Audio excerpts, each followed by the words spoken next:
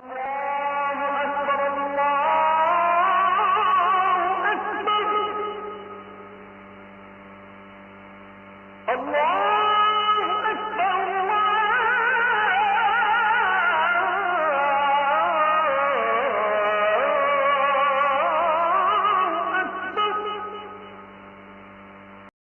কাছে অনেকে এসে বলে, সাইফুল্লাহ ভাই সালাতে মনোযোগ পাই না, কেমনে আমরা মনোযোগ দিব, কনসেন্ট্রেশন আসে না।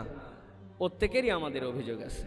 আমি ছোট্ট দুইটা টিপস দিয়ে রাখি। আজকের থেকে শপথ নেন যে আমরা সালাতের কোনো দোয়া তাসবিহ রুকু এবং সিজদারটা 7 তাসবির নিচে আমরা পড়ব না। সুবহান রাব্বিল আযীম, সুবহান রাব্বিল আযীম, মিনিমাম 7 তাসবিহ। দুনিয়া একদিক, আমি একদিক।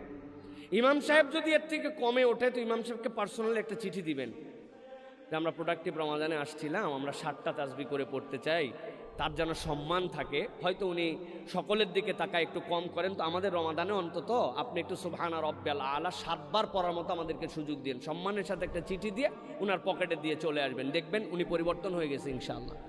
কিন্তু আমাদের আগে উদ্যোগটা নিতে হবে যে আমি 7 তাসবিহতে সালাত পড়ি কিনা, রুকু এবং সিজদার মধ্যে আপনি সালাত পড়েন কিনা। আমি আমার ভাই বোনদের কাছে চ্যালেঞ্জ দিলাম, আপনার সালাত 50% দেখতে সুন্দর হয়ে যাবে, আপনার সালাত অনন্য হয়ে যাবে। আপনি পড়ে দেখেন, আপনি 7টা তাসবিহ পড়ছেন, সুবহান রাব্বিল আযীম, সুবহান রাব্বিল আযীম, সুবহান রাব্বিল আযীম, সুবহান রাব্বিল আযীম, সুবহান রাব্বিল আলা, সুবহান, সুন্দর করে রুকুর থেকে উঠার পর রব্বানা লাকাল হামদ হামদান কাসীরান তাইয়িবান মুবারাকান ফি, এরপরে 2 সিজদার মধ্যে পড়েছেন রব্বিক ফিরলি ওয়ারহামনি ওয়াহদিনি।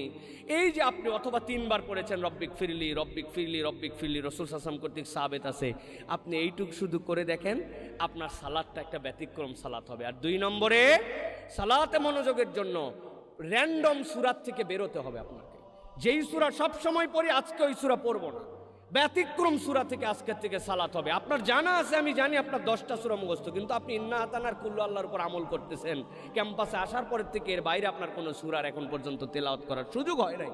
কিন্তু আপনি আজকের থেকে শপথ নিয়ে, আমি আড়াই তল্লাজি পারি না, ওইটুকুই পড়বে। আমি না সূরা রহমানের 4টা আয়াত পারি, আর রহমান আল্লামাল কোরআন খলাকাল ইনসান আল্লামাহুল বায়ান, ওইটুক পড়ি। আমি ইয়াসিনের না 3টা আয়াত পারি, ইয়াসিন ওয়াল কোরআনিল হাকিম ইন্নাকা লামিনাল মুরসালিন, আমি ওইটুক পড়ার জন্য। আমি না ওই যে আমি হচ্ছে কি বলে আমাদের আয়াতুল কুরসির কয়েকটা আয়াত পারি, আল্লাহু লা ইলাহা ইল্লা হুয়াল হাইয়ুল কাইয়ুম।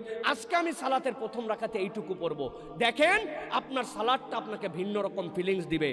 আর সাথে সাথে মনে রাখতে হবে, সালাতের কনসেন্ট্রেশনের জন্য 2টা আমল আছে। একটা হচ্ছে চোখকে স্থির রাখতে হবে।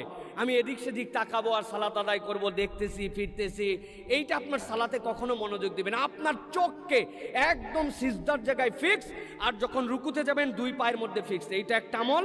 আর 2 নম্বর, নামাজের মধ্যে যদি আপনার মনোযোগ না আসে, এই নামাজের হাত বাঁধা অবস্থাতেই আপনি আউযু বিল্লাহি মিনাশ শাইতানির রাজিম এইটা পড়ার পরে ডান পাশে শুধু মুখটা ফিরাই দিবেন, ফিরাই দিয়ে এই আউযুবিল্লাহ পড়ার পর 3 বার থুতু ফেলার শুধু ইশারা করবেন, থু থু থু, 3টা ইশারা করবেন আপনি জাস্ট নামাজের মধ্যেই, যে আমি এত চেষ্টা করতেছি তারপরে আমার মনোযোগ নাই কেন।